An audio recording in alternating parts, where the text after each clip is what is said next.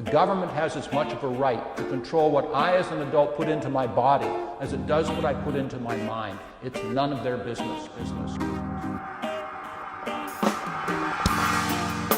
When I was appointed to the bench by Governor Legalization at the end of 1983, I was still a drug warrior. You know, I'd been a member of Navy JAG, actually writing charge sheets against my fellow shipmates from the Naval Air Station in Guam, who had been run afoul of various laws, certainly including drug laws. I was a criminal defense attorney representing other people from different stations who were charged with drug offenses, among others. And then I was a federal prosecutor for several years in Los Angeles. In fact, I held the record for the largest drug prosecution in the Central District of California back in 1978.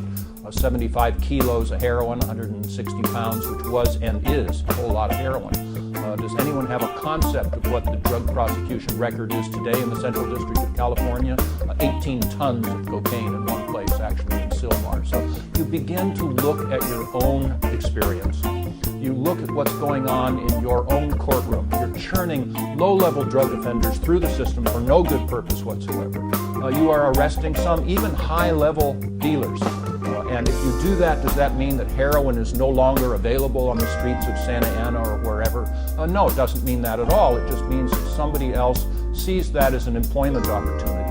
And I came to the realization at that time, and that realization has to be understood by others. The tougher we get with regard to drug crime, literally the softer we get with regard to the prosecution of everything else. In 1990, we were only half as successful in prosecuting homicides countrywide as we had been in 1980. Why? Well, because the Reagan administration once again had ratcheted up the war on drugs, so we were using all of these prosecutorial resources to prosecute nonviolent drug offenders, such that robbers, rapers, and murderers were being able to escape with regard to their charges because we didn't devote those resources for that offense. Who is winning today with regard to this failed policy? And I have 6 groups. Travel along with me and see if you agree. The first group, obviously, are the drug lords. Big-time drug dealers that are making hundreds of millions, billions of dollars every year, tax-free, by the way, and they're clearly winning. The number 2 group of people that are winning are those in juvenile gangs. Pretty much every juvenile gang we have in our country gets its primary source of funding for the sale of illegal drugs, and now they're using it as a recruiting tool to bring more children into this lifestyle because they too can be part of the action and make some money. Number 3 group of people that are winning are basically those in law enforcement that are making big-time government money to fight against the first 2 groups. And I'm not pointing the finger at law enforcement. They haven't failed us any more for the war on drugs than Eliot Ness failed us with regard to the war on alcohol. But it's the system. But nevertheless, their bureaucracies have expanded, their amounts of money, their power have all expanded as well. They're winning. 4th group of people are the politicians that basically talk tough with regard to the war on drugs, not smart, but they get elected and re-elected by talking tough. Of course, it's our fault because we continue to elect them, but they come out ahead. Number 5 groups are those in the private sector that make money because of increased crime. Who might that be?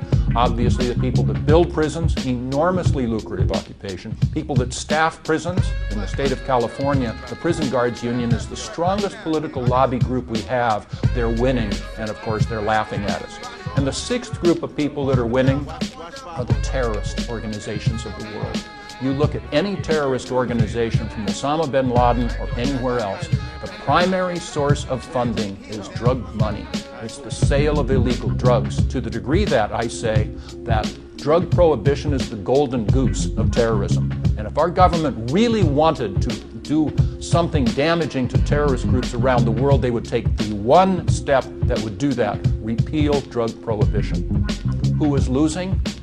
Everybody else. I've been speaking actively against our nation's drug policy since 1992. The first national TV show I was on, they basically stacked it with a lot of parents of drug problems for their kids. And the first question I got was, why are you trying to kill my son? And it kind of got worse from there. That doesn't happen anymore. People are beginning to understand. There is an initiative now in California to treat marijuana like alcohol for adults. What would happen if this were to pass? Well, 6 things. The first 5 demonstrably beneficial, then we'll talk about the 6th. The first thing that would happen is we in the state of California as taxpayers literally could save hundreds of millions of dollars per year, if not $1 billion a year, that now we actually spend in a futile effort to try to eradicate marijuana, as well as to prosecute and incarcerate nonviolent marijuana offenders.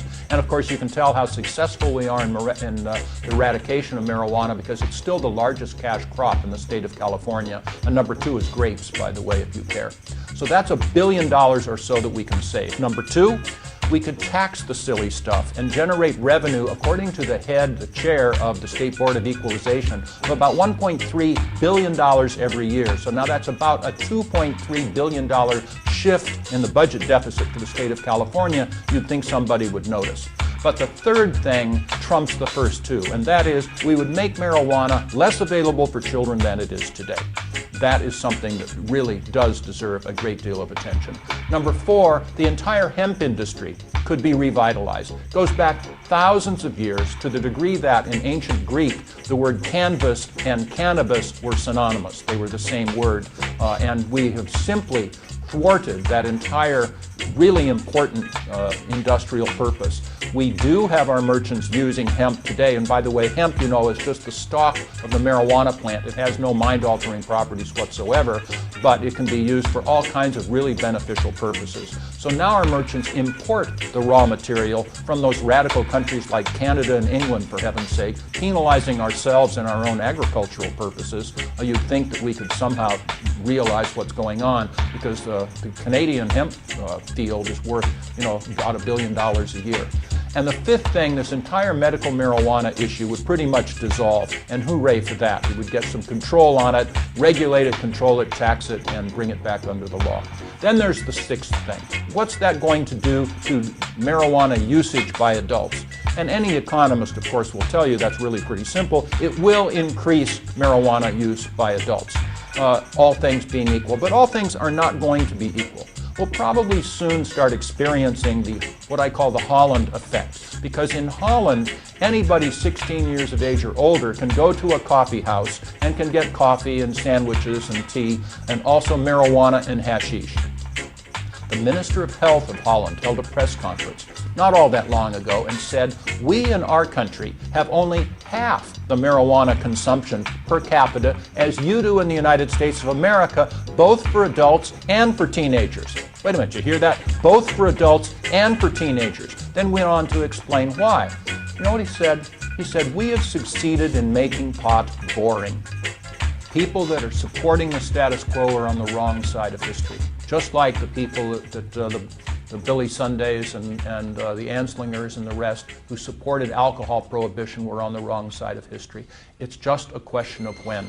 And then I guarantee anyone who will listen that 2 years after we change away from this failed and hopeless policy, everybody will join arms, look back astonished, aghast that we could have perpetuated such a failed system for so long. The best thing I can do for my country is to help us repeal drug prohibition. It's the most patriotic thing that I'm able to do, and we're going to be successful.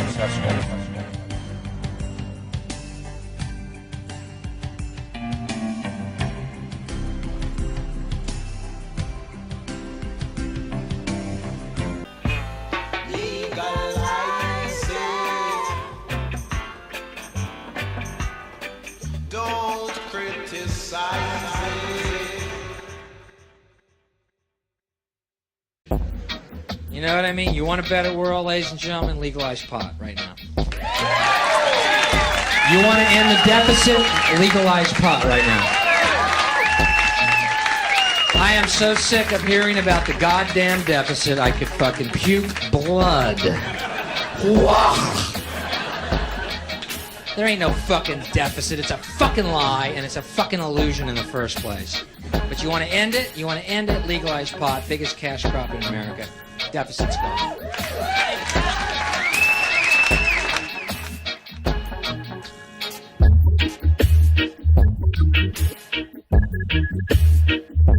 Why is marijuana against the law? It grows naturally upon our planet. Doesn't the idea of making nature against the law seem to you a bit paranoid?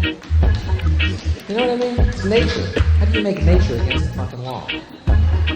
Grows everywhere, serves 1,000 different functions, all of them positive. To make marijuana against the law is like saying God made a mistake.